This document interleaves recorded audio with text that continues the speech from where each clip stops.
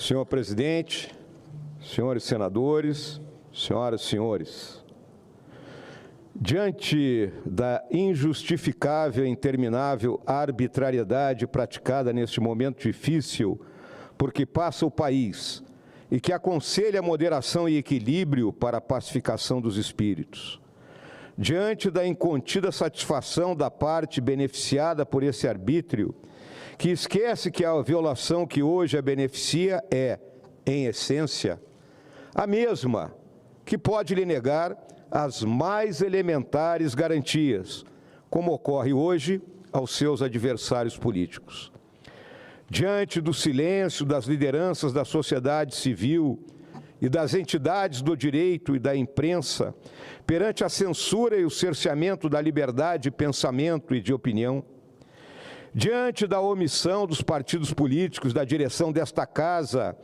em se insurgirem contra a sucessão de atos atentatórios aos direitos e garantias assegurados pela Constituição Federal,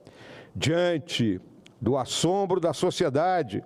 com a desfaçatez da perseguição aos magistrados que desvendaram o maior caso de corrupção da história, encomendada pelo desejo de vingança nua e crua do próprio presidente da República,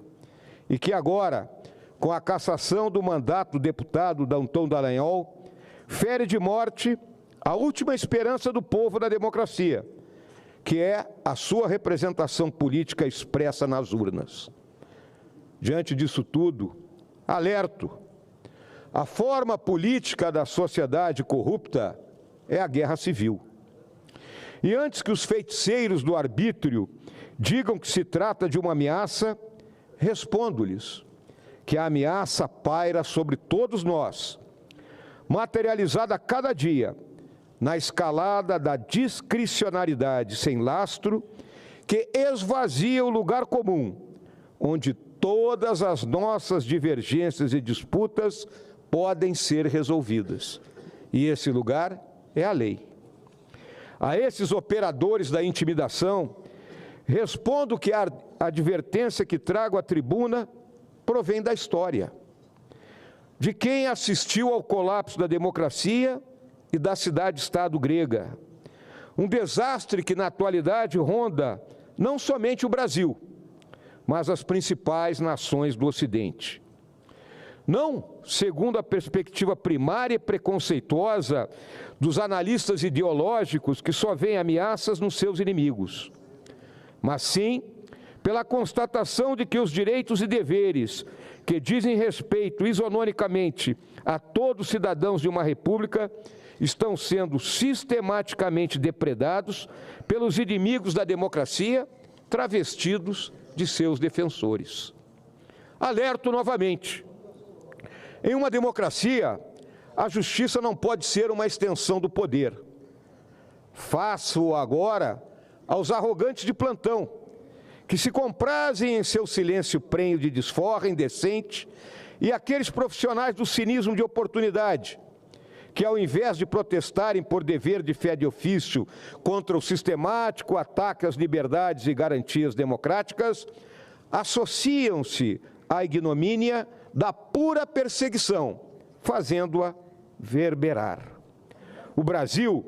jamais assistiu tamanha combinação de arbítrio, injustiça, revanche e ilegalidade,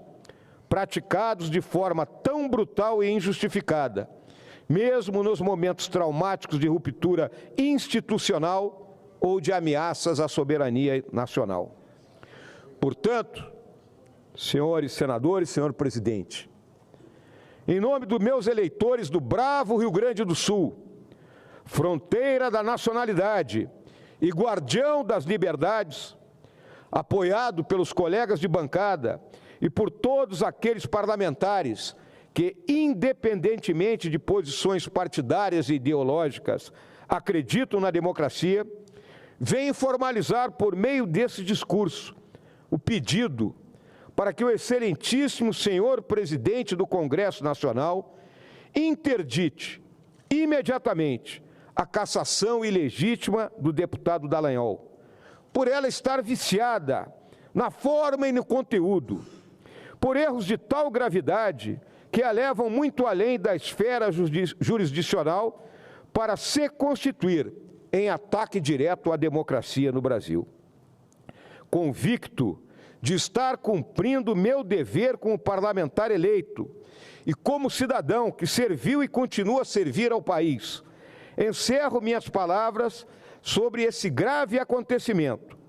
afirmando que aguardarei o pronunciamento do senhor presidente desta Casa a respeito dessa e das outras violações à Constituição Federal